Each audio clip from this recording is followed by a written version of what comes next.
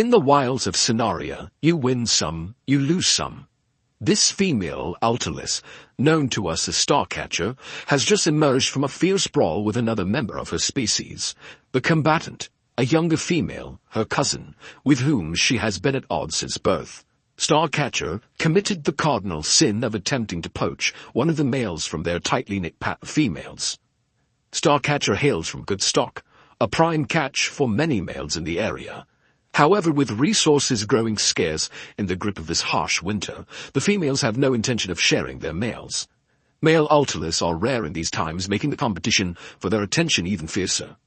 Despite her valiant efforts, Starcatcher had no choice but to flee. Her spirit remains unbroken, but in this relentless landscape, the fight for survival continues.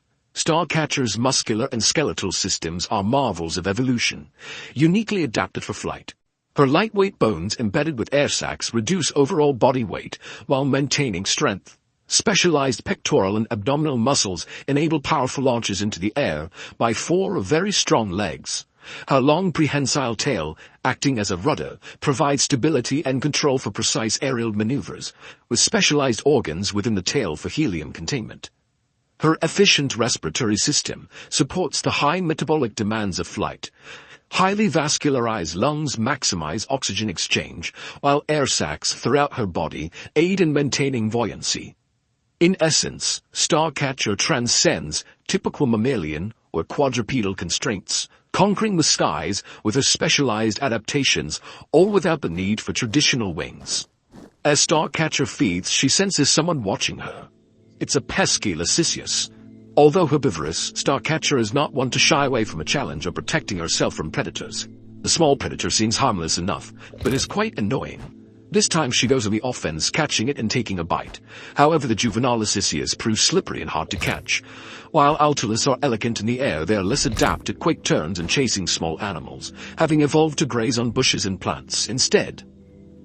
Unfortunately for Starcatcher, the pesky little carnivore is not alone. Mutual beneficial relationships between species are not uncommon in Sonaria. Now outmatched and outnumbered, Starcatcher chooses her battles wisely and flees. In the harsh reality of winter, the Altulis typically prefers the cover at night for feeding. However, Starcatcher must now take her chances in the daytime. With resources dwindling, even the predators are on high alert. Hunger drives all creatures to be more opportunistic than ever. Seeking refuge, Starcatcher finds a high perch to lick her wounds until the daytime arrives.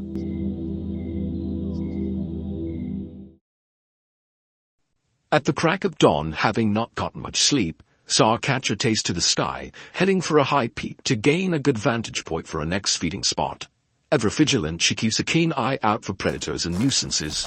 She soon identifies a potential feeding area, but knows that grass alone won't sustain her. Although herbivorous, Altulis prefer fruit in specific types of fiber, with flowering shoots being their favorite.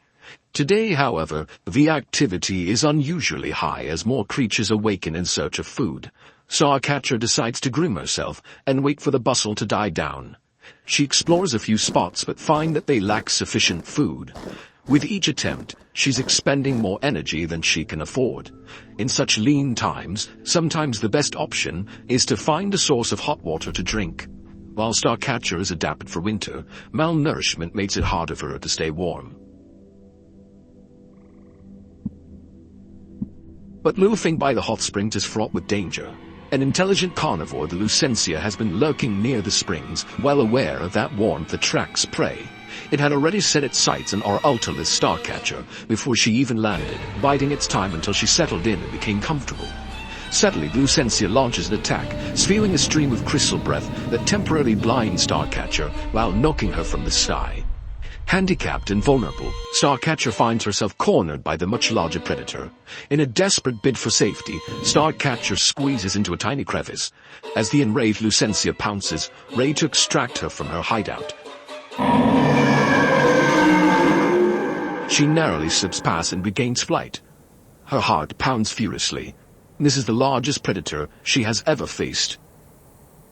One of her legs having been injured in the fall, she lands briefly to catch her breath.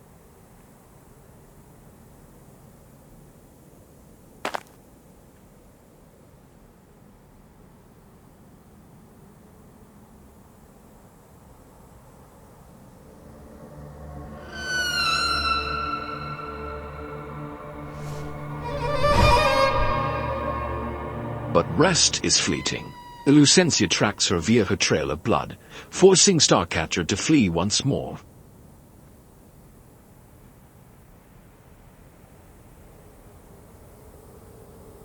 Determined to maximize the distance between herself and the relentless Lucentia, Starcatcher, still injured and terrified, finds her resolve strengthened.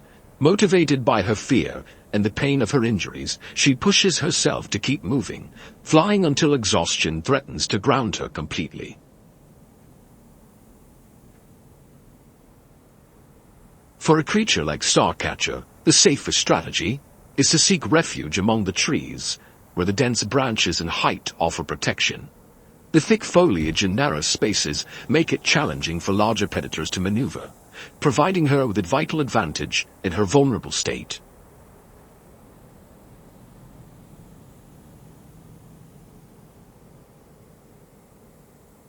She waits to see if there's any sign of the predator before she relaxes.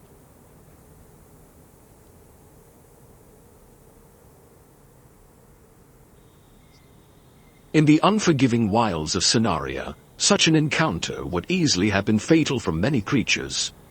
Here, every species is locked in a relentless battle for survival. Rest is fleeting and always fraught with danger. No one can afford to let their guard down for too long. It appears her attacker has gone. Still trembling from the rush of adrenaline, Starcatcher cautiously peeks out from her hiding spot. This time, she rolls in some nearby icy mud, a clever tactic to mask her scent. From now on, she knows she must tread even more carefully.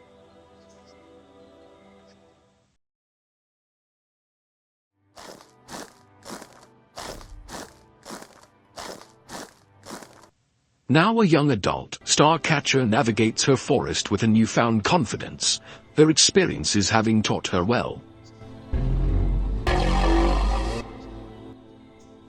She knows which creatures to steer clear of, and which pose no threat.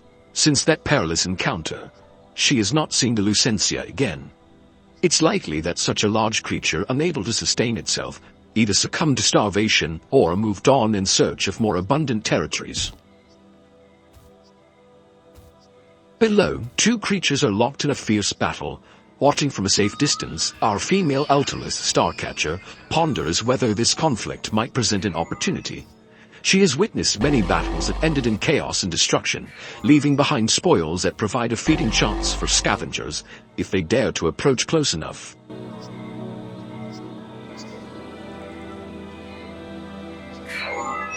It seems as though the conclusion of this battle is going to take longer than she's prepared to wait. And so, our Altulis goes elsewhere.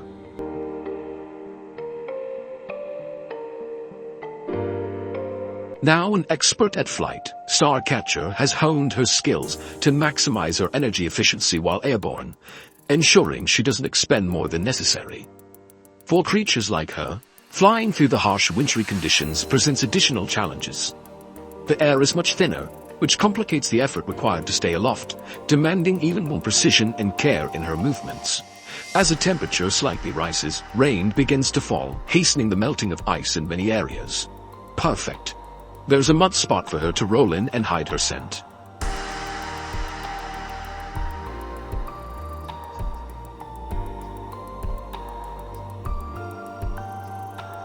After her exhilarating mud bath, Starcatcher then marks her territory before flying off to her favorite spot in search for her favorite food.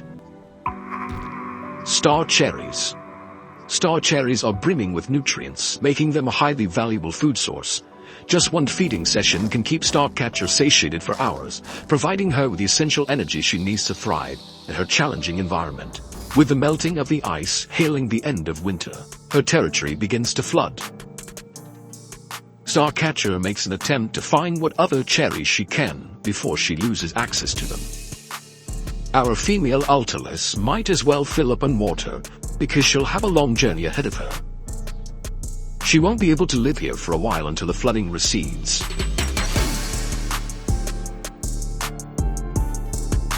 Getting caught up in the water, Starcatcher can no longer delay.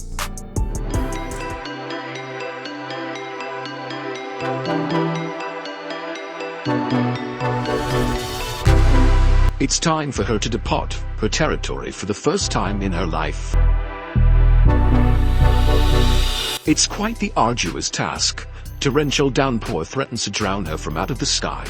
It's hard enough for her to fly like this, but she can't see. Still, she pushes onward, traveling for many days.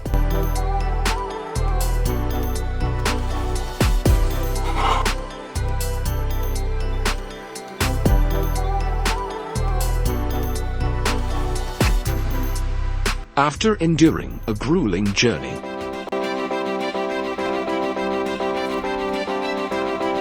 Starcatcher finally reaches her destination, a place known as the Oasis. This area stands in stark contrast to the environment she left behind, presenting a desert biome centered around a highly nutritious spring.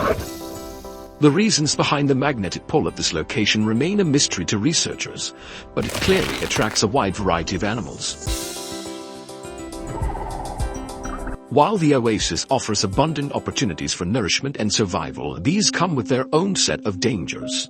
The dense congregation of diverse species transforms the area into a hotbed of competition and predation, presenting new challenges and threats that Starcatcher must now navigate. She must be careful. Starcatcher has never seen so many creatures all in one place. It's a bit overwhelming, but she tries her best to attempt to minimize her presence as much as possible. She's spotted something, a nutritious plant carcass. She cautiously approaches to feed. In Sonaria, some organisms blur the lines between flora and fauna, being more plant than animal but not entirely one nor the other. This peculiar blend is ideal for an Altulis, providing a rich concentration of nutrients that are perfectly suited for her dietary needs.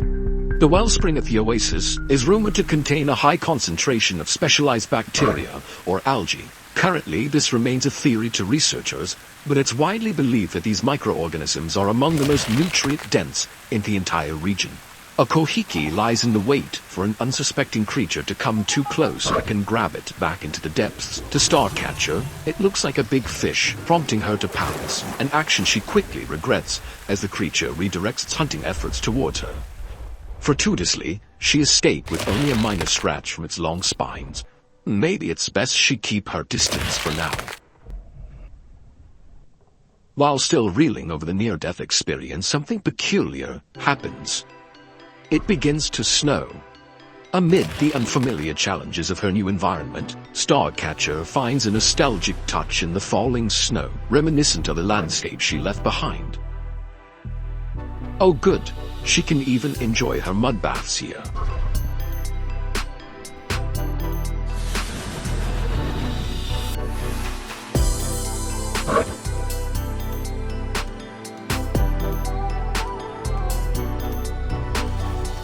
Perhaps it would be better to indulge in the mud bath far away from the commotion.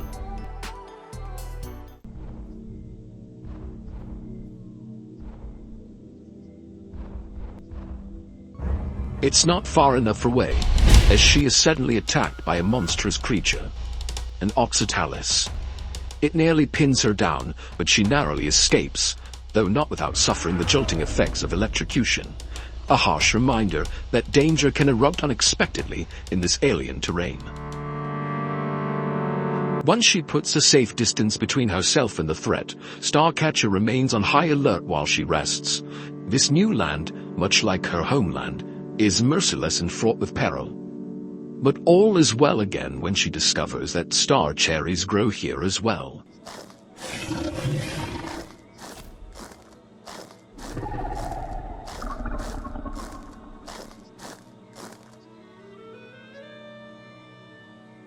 After eating, Starcatcher is in so much a good mood that she decides to take a swim in one of the desert's scarce water bodies.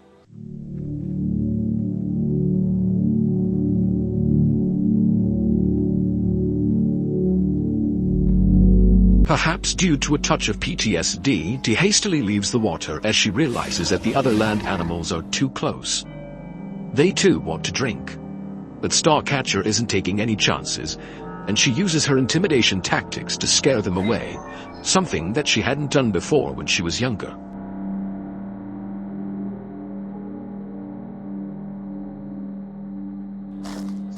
She had since learned a long time ago that sometimes you can avoid fights by making yourself look scarier than the thing that's chasing you. This newfound assertiveness bolsters her confidence. When one of the strangers, a Mirrorlark, taunts her, she's emboldened and pursues the creature, savoring the intoxicating rush of feeling stronger and more formidable. Nevertheless, Starcatcher's boldness comes with its dangers. While the thrill of asserting dominance is exhilarating, it obscures the potential perils of provoking unfamiliar creatures in this harsh and unpredictable wilderness. The Mirrorlark had been maintaining a close distance to Starcatcher, possibly assessing whether she is competition or merely another prey. One thing Starcatcher despises is being stalked, and she's acutely aware of the Mirrorlark's intentions. Deciding to confront the issue directly, she puts on a formidable display of intimidation. Her tactics are successful, convincing the Mirrorlark that she is more trouble than it's worth. However, Starcatcher's forceful display of dominance comes with unintended consequences.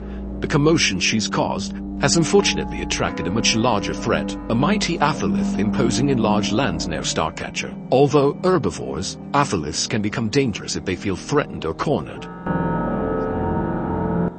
Luckily for Starcatcher, most of them avoid conflict and prefer peace, and it's this innate tendency that spared Starcatcher from what could have been a very deadly encounter.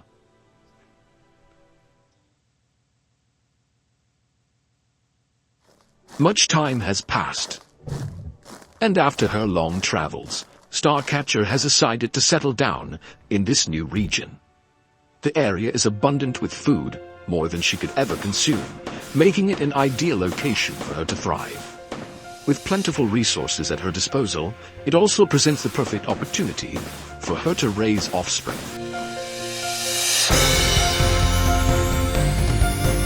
Had Starcatcher not endured and overcome the numerous challenges of her past, she would not have found herself in this thriving new region today. All of her choices led here. Remarkably, none of her ancestors had ever ventured into this area, making her the pioneer of what could potentially become a long line of Altulis adapting and flourishing here.